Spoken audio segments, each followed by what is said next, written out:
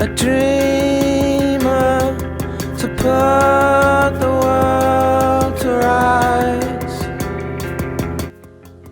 Hello, welcome to this edition of Catherine's Corner. Today we will be discussing the novel Falling Man by Don DeLillo and how it can be used to help those who experienced trauma that was the Boston bombings earlier this week. The New York Times Book Review says that what we see through Keith's eyes in the tower's stairwell is an apocalypse, all the more harrowing and touching for its historical reality and for the innocence and heroism of its victims. Dan Cryer of the San Francisco Chronicle says that DeLillo's oddly original phrasings hauntingly evoke the high tension, distorted emotions, and unexpected juxtapositions of those awful days just after 9/11. And Sam Shapiro of the Charlotte Observer says the most substantive 9/11 novel so far. So today we have with us Miss Jessica Coates, who is a well-known expert on the book Falling Man. And then we will later be joined by Dr. Morgan Daly, who is a therapist, who will talk about kind of the more emotional aspects. But we're going to begin with a very general plot summary. So Falling Man basically revolves around a family of three, Keith, Leanne, and Justin. And it has a couple of brief sections at the end of each divider regarding a terrorist that was involved in the first plane crash named Hamad. With regards to the nuclear family, Keith, when he first emerges, his first instinct is to go home to his estranged wife, Leanne. They've been separated for several years, and when Keith arrives back, it kind of creates a ripple effect that compounds the trauma that Leanne and Justin had already felt. Justin kind of retreats into himself and goes hunting for a man named Bill Lawton with his friends who live in a very tall tower that can see the sky. Leanne sort of retreats into an Alzheimer's support group that she facilitates, where they all just discuss problems and particularly their thoughts on the 9/11 tragedy. Keith is mourning the loss of his poker group, which happened before the towers fell.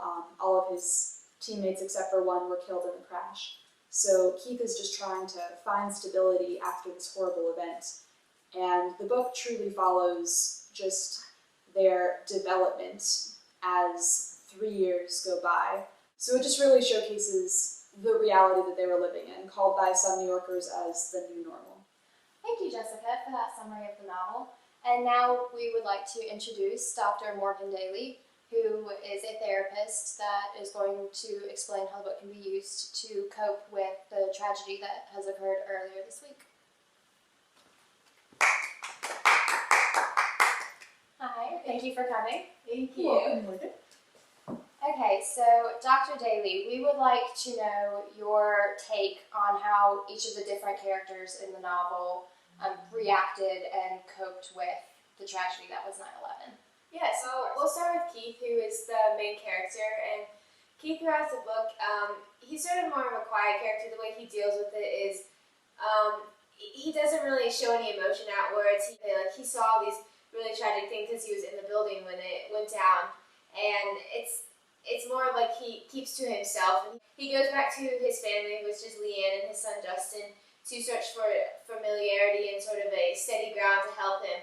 But he doesn't really talk to them about what happened, and it's kind of more of an internal way he deals with it. And on the other hand, Leanne is sort of the opposite of Keith. She's a little more crazy about the way she deals with it. It's very open, and she's always trying to ask Keith questions about what he's happened. He doesn't really want to talk about it, and she's always searching for answers of why this happened and almost like what they can do to stop it, even though it's already happened. Meanwhile, she's also protecting her son from these horrific images that are going around because she wants him to keep a sort of a positive mindset too and not be affected by the tragedy that happened in New York City. But Justin, her son, he obviously saw what happened. He knows what happened. He's 9. So he understands it, but not completely like an adult would. So he makes up sort of his own story as to what happened. He talks about the kids, the siblings, his friends, of this man, Bill Lawton, that they saw, which is their own version of Osama bin Laden and how these attacks went down. All right, well, thank you for that perspective on each of the characters. And so now we're going to just open it to a general discussion between all three of us, if that's okay with both of you. And so I would like to begin with, how do you think this book can be therapeutic to our viewers that have experienced or have heard about this tragedy in Boston? Like, in what way can it help them cope? Well, it's definitely makes it more relatable. It gives them sort of a ground that they were not the only ones dealing with this situation. There's more people out there who are having to learn how to cope with losing family members and friends and just overall experiencing what happened in New York City. And I think one of the most important points in the book is the fact that community is healing. Keith went to go find Florence when Leanne couldn't fully understand what he was going through. Justin went with his friends so that they could kind of diagnose the situation together. And this book kind of provides a community within the storyline for anyone who's experienced a tragedy. Before we close the show, I would just like to ask one more question, kind of dealing with just how the viewers will perceive this. You know, everybody knows that when you pick up a book to read it, especially with fiction, you know, you're not going to necessarily interpret it as other people would. So, you know, with everybody having their different interpretations of this novel and their different takes on, you know, 9/11 in general, not just through how the book portrays it. So how do you think it will impact everybody, and how do you think they will kind of take away separately from it, yet still be able to find that kind of sense of therapy that the three of us have found in it? Well, I think what was particularly interesting to us is Dr. Daly and I were talking before the show about how we each individually saw the book, and our perspectives were pretty varied. But I think both of us truly enjoyed the novel. We both got a lot out of it. So the way that you interpret each specific section of the book doesn't affect your overall interpretation of it. It is a wonderful book. It gives you a great perspective on how the human psyche deals with a traumatic event.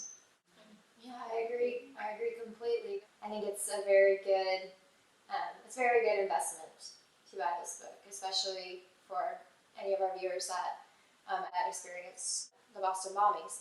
So thank both of you for joining us today, and thank you viewers for tuning in. So if you feel like you may need a little more help with closure, just pick up Falling Man by Don DeLillo at your nearest retail bookstore. Thank you so much for having us. Thank you. Thank you.